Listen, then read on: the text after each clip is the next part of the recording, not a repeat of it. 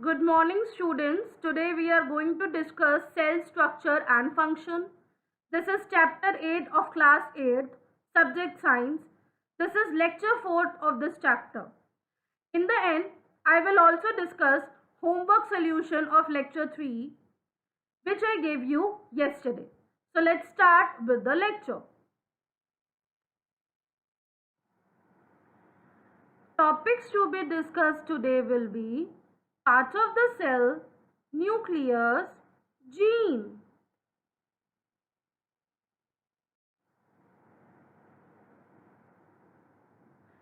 Nucleus. It is a very important component of the living cell. Nucleus is a very important component of the living cell.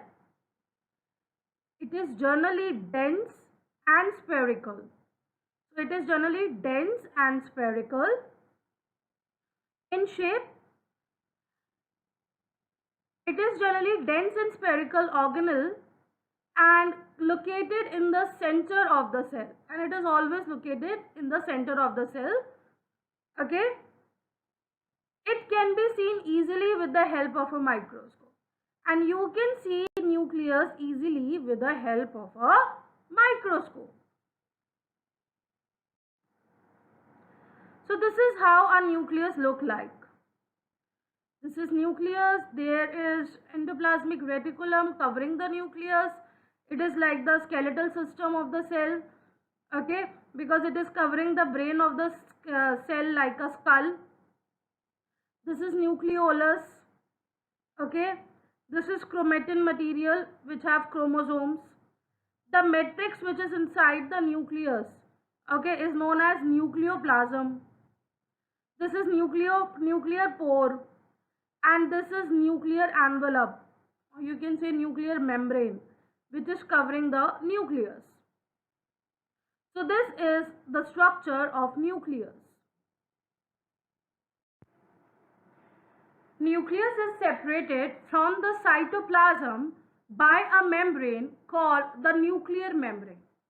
So nucleus is separated from the cytoplasm, and there is a membrane present over there by which it is being separated. That membrane is known as nuclear membrane. This membrane is also porous. The membrane with nuclear membrane is also porous. Okay, that means it is permeable and allow the movement of materials between the cytoplasm and the inside of nucleus. So it allows the movement of material between the cytoplasm and the material which is inside the nucleus.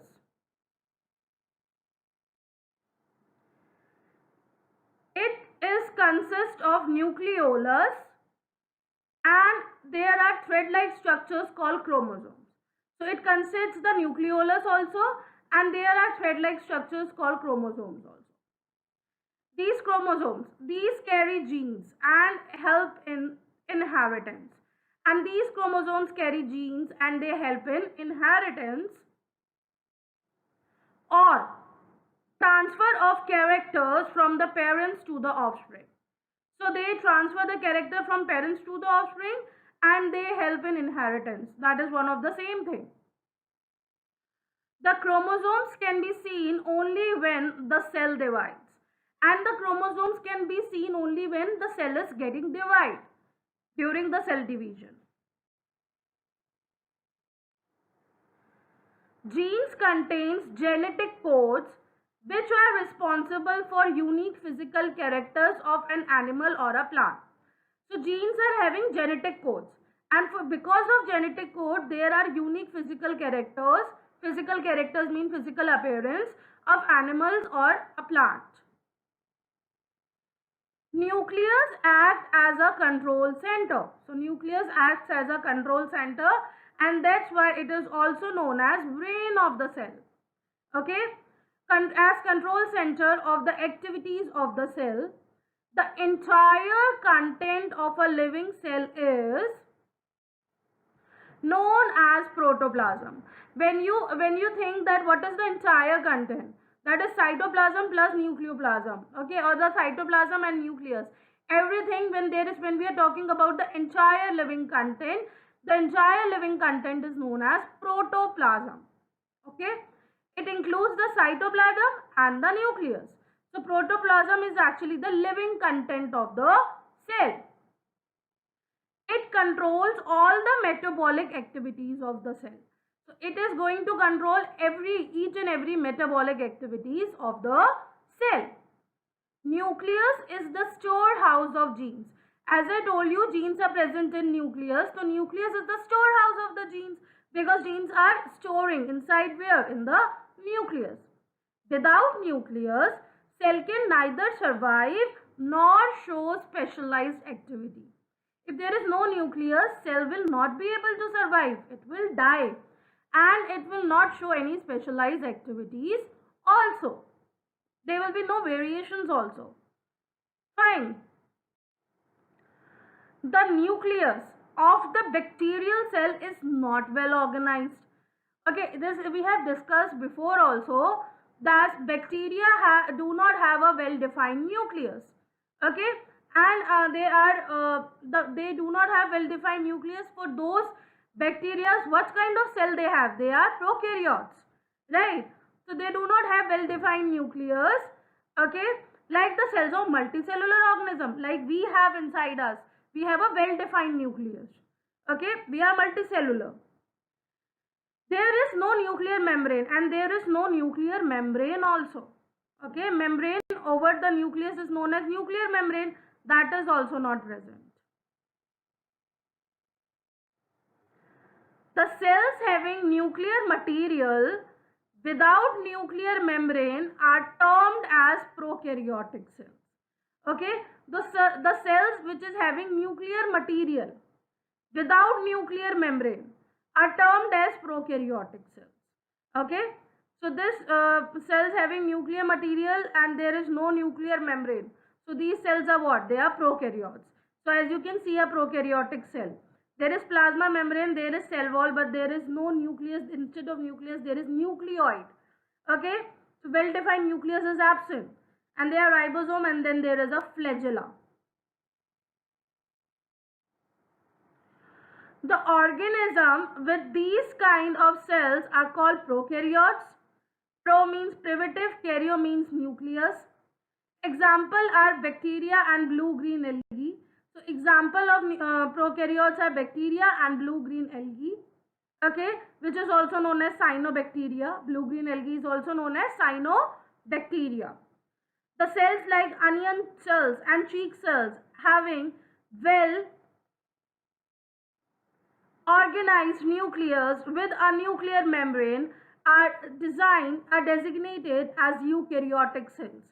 Okay, so the cells which have an organized nucleus with a nuclear membrane are called as eukaryotic cells. All organisms other than bacteria and blue-green algae are called eukaryotes. Eu means true, karyo means nucleus. Except bacteria and blue-green algae, all other organisms like animals, plants, fungi, and humans, everyone is what? It's a eukaryote, and we all are multicellular as well. Okay, eu means true, karyon means nucleus. Now we are going to discuss the comparison of plant and animal cells. Okay, so first we will talk about plant cells. Plant cells have a cell wall surrounding the cell membrane. Plant cell has a cell wall which is surrounding the cell membrane. But animal cells do not have a cell wall. Okay, so animal cells only have a membrane, which is cell membrane. And why is it so? As I told you, plants live in a harsh condition, in a harsh environment. They have to survive in sunlight also, in wind also, in humidity also, in rainfall also. So because of all these things, the plant cell is having a cell wall, okay, for protecting the cell. Animals do not live in harsh conditions. They can find a shelter, okay, they can find the shelter under a plant also. So animal cells do not have a cell wall. Now, plant cells contain chloroplasts, which are used for photosynthesis. Plants have chloroplast. Chloroplast gives us the green pigment chlorophyll. So the plants have chloroplast, and chloroplast give green pigment to the plant, that is chlorophyll, and presence in the presence of sunlight and green pigment, chlorophyll and water, plants do photosynthesis, right? But why are they doing photosynthesis? Because they are autotrophic, they make their own food. But when we compare it to animals do not have chloroplast, okay, and they do not do photosynthesis. So chloroplasts are absent in animal cell. Now next, plant cells have a large vacuole. It is like a fluid sac compared to an animal cell. So they have a large vacuole. Okay, and again because they need a large vacuole because they are autotrophic. Animal cells have a small vacuole, they don't need a large vacuole compared to a plant cell. The vacuoles in animals are small and in a plant vacuoles are large. Next, cells in plants are more structured due to the cell wall. They have a particular structure and form a lattice-like structure which help with the rigidness. But what about animal cells? They do not have a rigid structure and they are in fact blobby. Blobby means they do not have a fixed structure. They can vary in the structure. Okay. Now we will talk about gene. Gene is a unit of inheritance in living organisms. So gene is what? It's a unit of inheritance. Means taking the characters from parents to the offspring. Okay. It controls the transfer of a hereditary characteristic from parents to the offspring. Offspring means child. So they are transferring the hereditary characteristic from parents to the offspring. This means that your parents pass some of their characteristics on to you. So this means that your parents is doing what? They are passing some of the characteristics to you, right? If your father has brown eye, okay, and you may also have brown eyes. If your mother has curly hair, you might also end up having curly hair. Right? So this happens now that sometimes we take some characters from father, sometimes we take some characters from mother. Suppose if father is having a brown eye, you also have a brown eye. If father is very tall, you are also gaining height. Okay. If mother is having curly hair, you might also having curly hair. If mother is having a straight hair, you might also have a straight hair. However, the different combination of genes from parents results in different characteristics. Okay. So because the different combination of genes from the parents result in different characteristics. Why? Because we will take some combination from the parents. Okay, some characters from the parents. We will take some characters from the father and we will take some characters from the mother. So there will be a combination of the characters. Fine, which we are taking from both of the parents. Now this is how it works like. This is cell, okay, and you know cell has cytoplasm, nucleus, all other cell organelles, okay. There is a nucleus, fine. In the nucleus there is chromatin material which contains the chromosomes, okay. Chromosomes have DNA inside it, deoxyribonucleic acid, and on DNA there are genes, okay. Genes are present on DNA. So this is like cell carry nucleus, nucleus carry chromatin material, it contains the chromosome, chromosome contains the DNA and DNA contains the gene. Fine. So you can look here also, this is a chromosome, okay. We all have 23 pair of chromosome. One pair of chromosome determines our sex, like either we are female or male. This has been decided by the chromosome. The other 22 pair of the chromosomes are non-sex chromosomes, okay, and determine things like hair color and eye color, okay. And you know, if it is XX, then it is a female, and if it is XY, then it is a male, okay. So that is, we are talking about the one pair which we are talking about, that is the sex pair. Other are same, and that will not, they are non-sex chromosomes, and they determine the hair color, eye color, etc. Then this this chromosome has DNA. Okay, DNA codes the genetic information of a gene, and there we have gene. And what is gene? Each chromosome is made up of many genes. Genes are made up of a section of a long molecule called DNA. Genes carry the genetic information. So the genetic information which we are getting from our parents, okay, and it is coming to us, it is coming from the genes. And we usually say also, like if my cooking skills are very nice, so I say like this, na, this is in my genes, right? This is because my parents or my mother is also a good cook. That's why I am able to cook properly. So this is in my genes. We usually say this also in our day-to-day life. Now homework is to solve NCERT exercise questions, question 3 and question 7.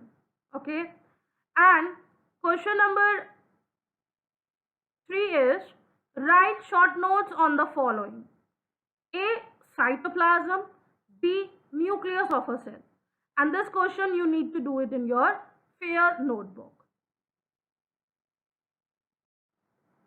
Next question is, where are chromosomes found in a cell? State their function. So this question also you need to do in your fair notebook. Now is homework solutions of lecture 3 we will discuss. Question number 6. State the difference between eukaryotes and prokaryotes. So prokaryotes and eukaryotes, first difference is most of them are unicellular. Eukaryotes, most of them are multicellular. Prokaryote, there is no nuclear membrane, so the nucleus is poorly defined. Eukaryote, there is a nuclear membrane, so the nucleus is well defined. Fine.